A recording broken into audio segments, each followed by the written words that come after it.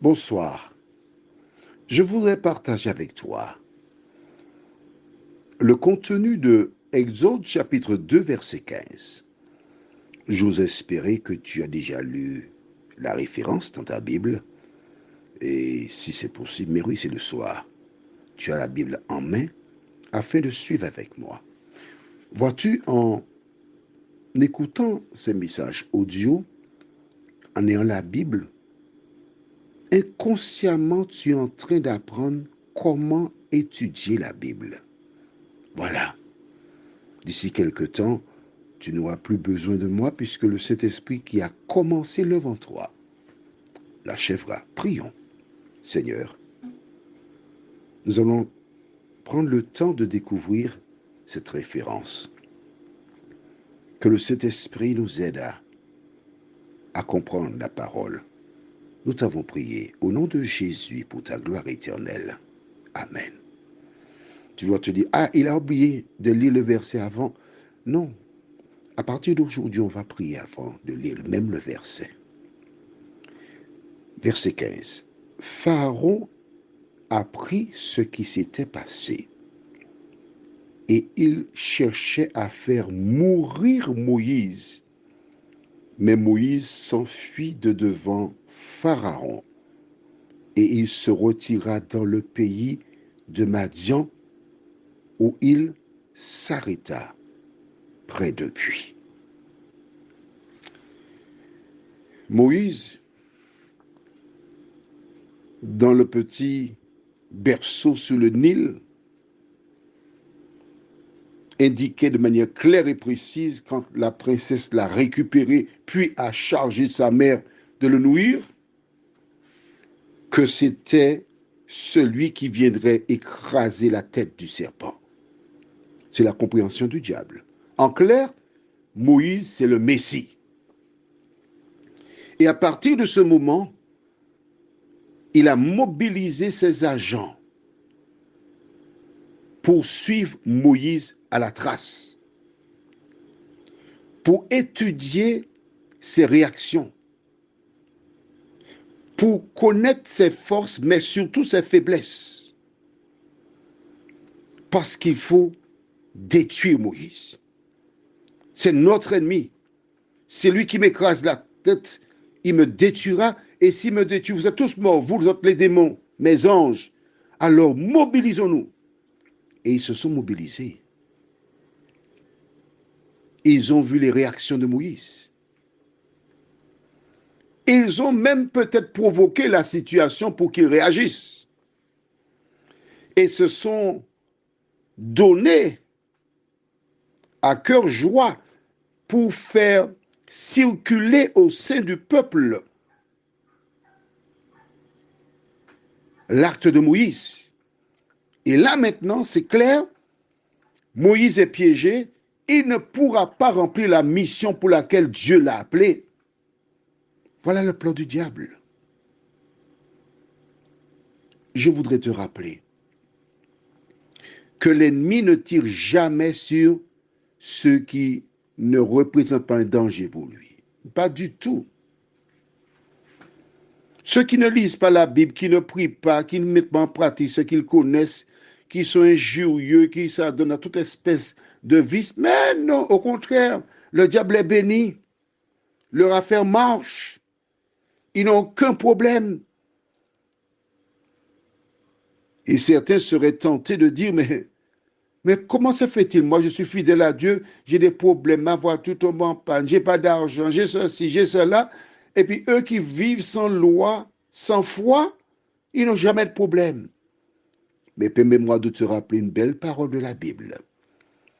Si tous ceux qui font le mal fleurissent, c'est pour être anéantis à jamais. Continue de faire le bien. La chose est connue.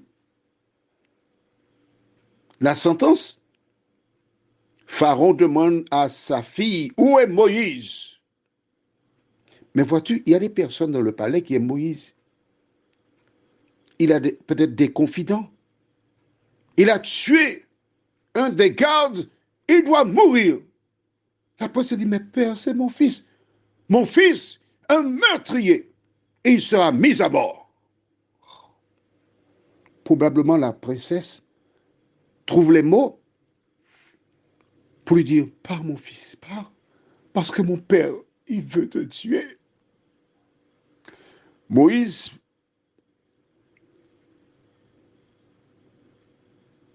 doit la serrer dans ses bras une dernière fois, parce qu'il ne sait pas s'il la verra.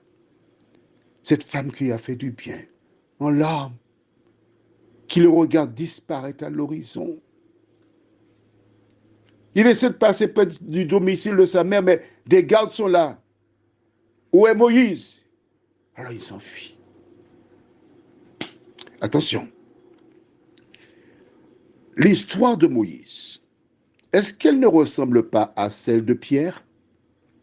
Pierre, l'homme que Dieu a appelé, avec qui il a échangé. Regarde bien. Tu ne connais pas cette histoire, ce récit, ce n'est pas une histoire, c'est un récit. Le jeudi soir, Jésus a fait ce qu'on appelle le service de communion. Le service, en fait, c'était la Pâque. La Pâque, anciennement, il consommait un animal. Tu trouves cela dans Exode 12, l'origine de la Pâque. Le soir où il devait laisser l'Égypte, Dieu avait dit, vous prendrez un agneau, vous allez le tuer, vous prendrez le sang que vous placerez sur les linteaux des maisons, et quand l'ange passera cette nuit, là où il n'y a pas de sang, tous les premiers-nés du propriétaire, servante, serviteur, les premiers-nés seront mis à mort, ils seront tués. Vous n'allez pas enlever les entrailles de l'animal, vous allez le rôtir complet comme il est, et vous allez le manger avec des pains sans levain, c'est-à-dire ce qu'on appelle aujourd'hui des biscuits secs, il n'y a pas de levain dans la pâte, et des herbes amères. Le levain représente le péché, les herbes amères, ce sont des années de souffrance en Égypte. Et c'est ce qu'ils ont fait. Et chaque année, ils célébraient la Pâque. La Pâque, c'était donc ce qu'on appelle aujourd'hui le 14 juillet pour les Français. Ça commémorait la délivrance sur l'Égypte. Mais la veille de sa mort, Jésus va instaurer une nouvelle Pâque. Que fait-il? Il va laver les pieds des disciples, c'est la première des choses. Alors si quelqu'un te dit on fait la Pâque, il n'y a pas le lavement des pieds, c'est faux. Deuxièmement, il va donner le pain, il bénira, il dira mangez-en tous.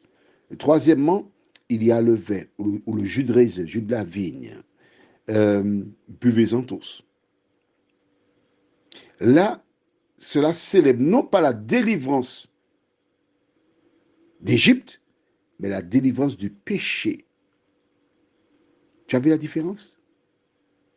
Et ce même soir, Jésus dit à Pierre, avant que le coq ne chante, tu m'auras renié 3 fois. Pierre dit, Seigneur, oh Seigneur, moi Pierre. Mais non. Seigneur, tu as pris un 6,9.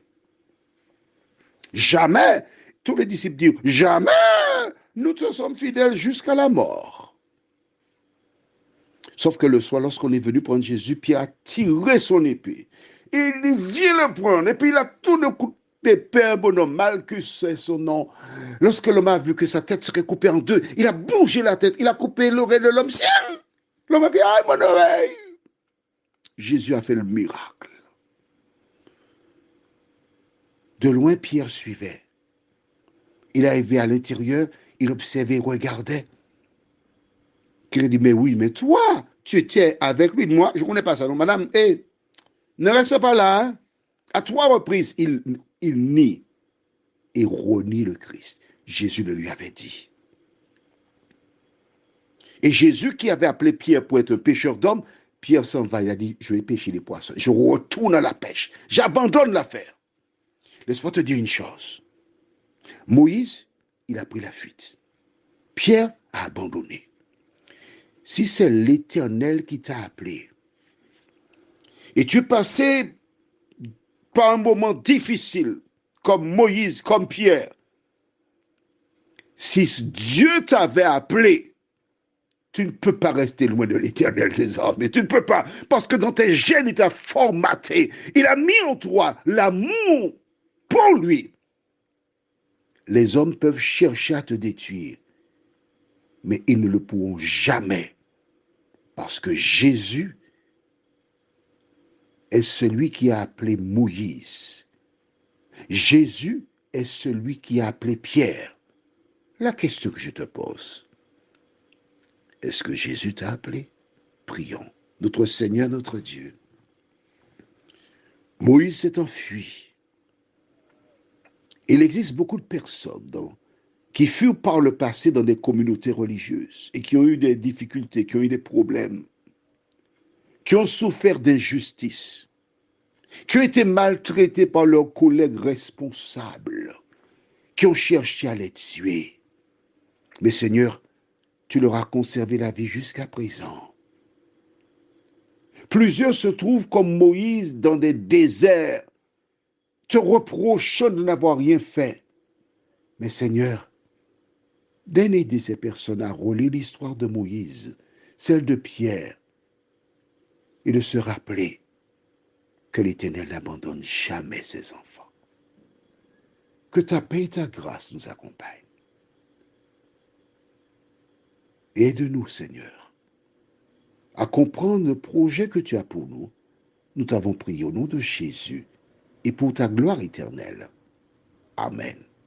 Je te souhaite une bonne nuit sous le regard de Dieu. N'oublie pas, Dieu t'aime.